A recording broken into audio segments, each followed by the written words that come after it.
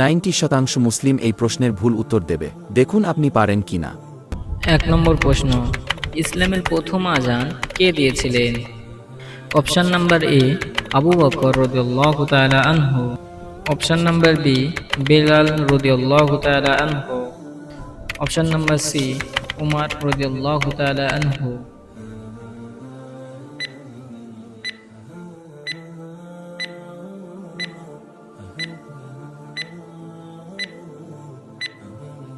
এই প্রশ্নের সঠিক উত্তর হলো অপশন নাম্বার বি, বেলাল রাদিয়াল্লাহু তাআলা আনহু।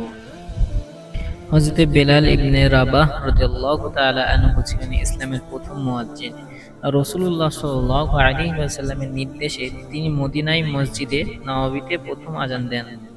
তার কণ্ঠস্বর ছিল অত্যন্ত সুমধুর এবং ঈমানের প্রতি তার অবিচলতা ও ইতিহাসের এক উজ্জ্বল দৃষ্টান্ত আছে। চলুন তাহলে 2 নম্বর প্রশ্নের দিকে আগানো যাক।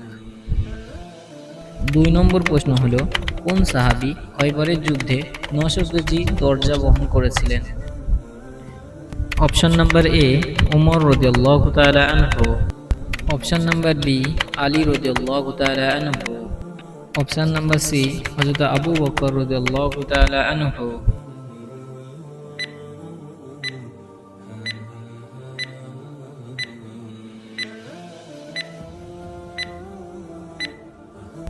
এই প্রশ্নের সঠিক উত্তর হলো অপশন নাম্বার বি, হযরত আলী রাদিয়াল্লাহু তাআলা আনহু।